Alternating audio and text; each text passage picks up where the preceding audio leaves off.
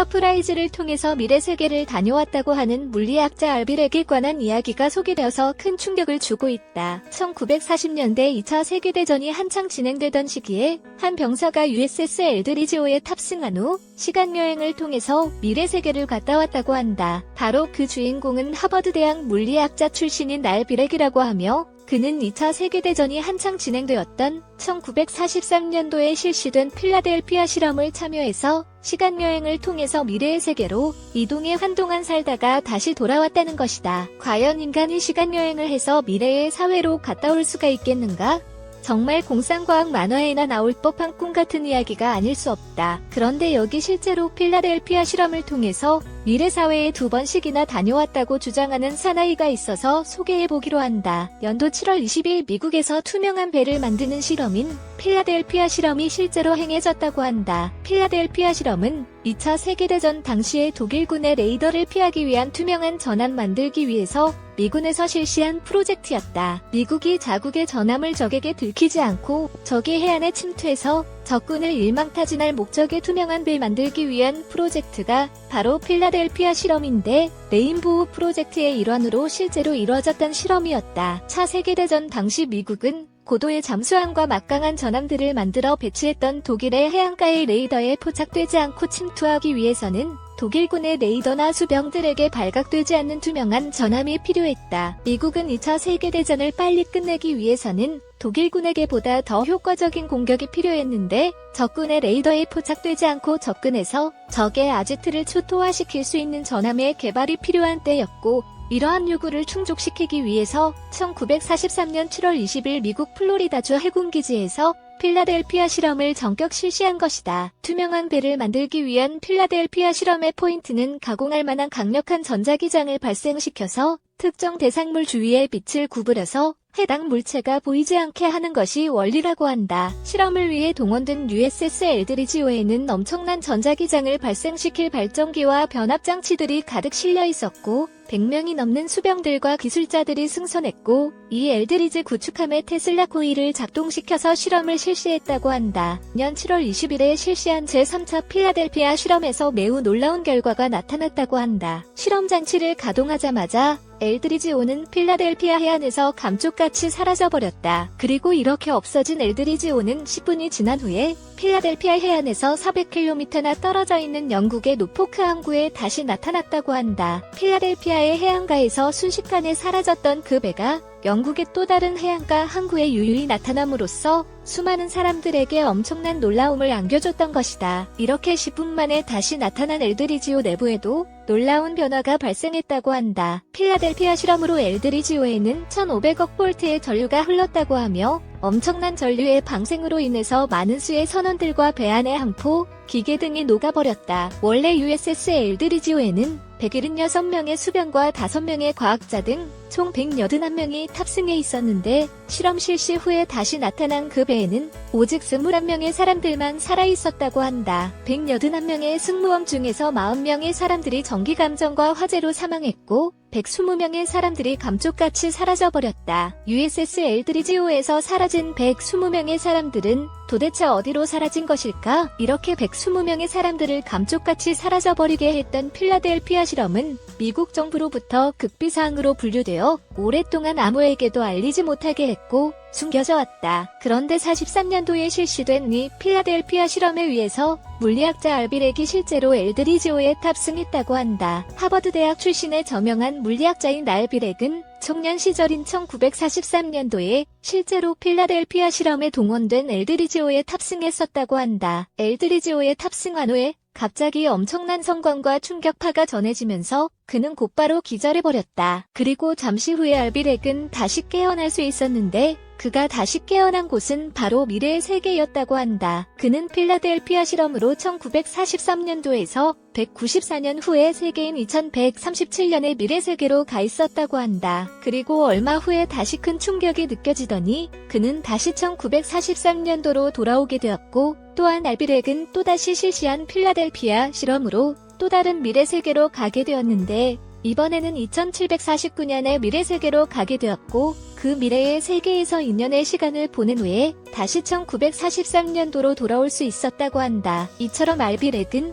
필라델피아 실험을 통해서 2번씩이나 미래의 세계를 갔다가 왔다고 한다. 그렇다면 알비렉이 2번씩이나 다녀온 미래 세계의 모습은 어떠했을까? 알비렉은 1980년대에 자신이 집필한 필라델피아 실험과 UFO 음모론이라는 책을 통해서 미래 세계의 모습을 아주 구체적으로 묘사했다. 알비렉이 다녀왔다는 2137년도의 세계는 지금과 많이 다른 모습을 하고 있었다. 미래에는 지구에 커다란 기후변화가 찾아오면서 대규모 지각변동이 지구의 이곳저곳에서 일어났다. 또한 지구의 해수면이 급격히 상승하면서 세계의 많은 지역들이 바다에 잠겨버리게 되었다. 이 같은 천재지변으로 인해서 수많은 사람들이 사라져버린 미래의 지구의 세계 인구는 3억 명으로 크게 감소되어 버렸다고 한다. 또한 미래의 세계에는 엄청난 자외선의 영향으로 많은 피해가 발생하게 되는데 대부분의 미래의 도시들은 자외선으로부터 보호하기 위해 거대한 돔으로 덮여 있다고 한다. 사람들은 지상도시뿐만 아니라 반중력 기술을 이용해서 만든 공중도시에도 많이 살게 된다. 또한 지구 반대편으로 순식간에 이동할 수 있는 자동 운송 머신이 개발되어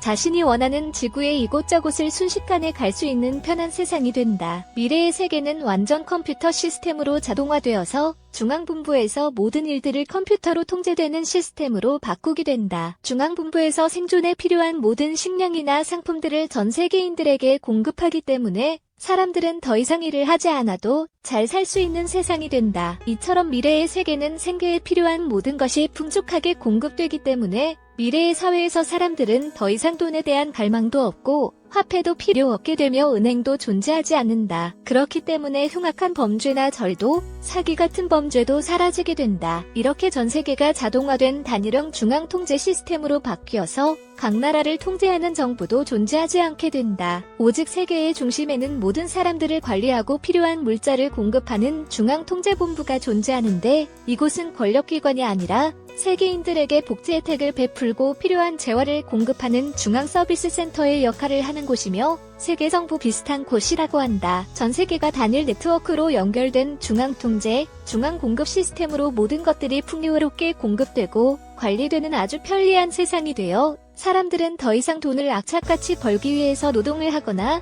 일하는 것이 필요하지 않게 된다. 즉, 미래의 사회는 중앙으로부터의 자동 관리와 자동 공급이 이루어지는 완전 복지 시스템이 구축되어서 사람들이 일을 하지 않고도 먹고 살 수 있는 아주 편리한 세상이 된다. 이와 같은 미래의 모습을 보았다고 알비렉은 자신의 저서에서 주장하고 있다. 알비렉이 책을 집필했던 시기는 1980년대 무렵인데 이때에는 바다의 해수면 상승이나 자외선의 위험, 그리고 중앙 컴퓨터 통제 시스템 같은 현상은 존재하지 않던 시기였기 때문에 알비렉이 이러한 미래의 모습을 정확히 예견할 수 있었다는 것이 정말 신기한 일이라고 할 수 있다. 이렇게 알비렉이 미래에 벌어질 여러 현상들을 알 수 있었다는 것은 그가 정말로 필라델피아 실험을 통해서 미래 세계에 다녀왔다는 것을 증명해주는 것이 아닐까 사료된다. 그리고 알비렉이 1943년도에 행해진 필라델피아 실험의 참가자 명단에 포함된 사실이 관계자들에 의해서 확인되었다고 한다. 즉, 알비렉이 필라델피아 실험에 참여했다는 것이 과거의 문서와 증인들에 의해서 사실로서 증명되었다고 한다. 그렇다면 알비렉은 정말로 40년대에 2차례에 걸친 필라델피아 실험을 통해서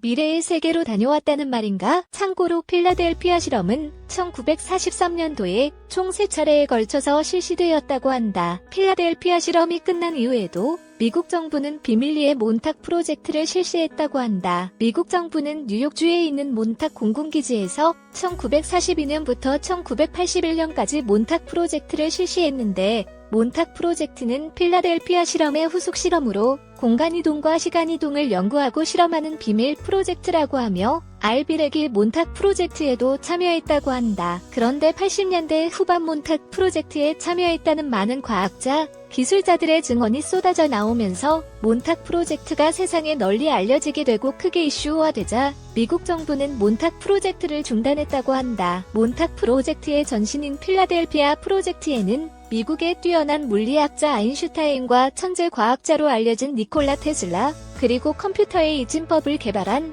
폰 노이만 박사가 참여했다고 한다. 특히 형광등과 네온 사인을 개발했던 천재 전기공학자인 니콜라 테슬라와 폰 노이만 박사가 필라델피아 실험을 주도적으로 이끌었다고 한다. 니콜라 테슬러의 전기공학 이론을 적용해서 1500억 볼트의 강력한 전자기장을 발생시켜서 배의 주위에 빛을 구부려서 그 배가 보이지 않게 하는 필라델피아 실험은 그동안 진실이다 거짓이다를 놓고서 열띤 논란이 벌어져 왔다. 그렇지만 실제로 이 실험에 참여했던 물리학자 알비렉의 증언으로 필라델피아 실험은 사실일 가능성이 높아졌다. 그리고 알비렉 이외에도 그동안 많은 사람들이 필라델피아 실험에 참여했다는 증언들을 많이 내놓았다.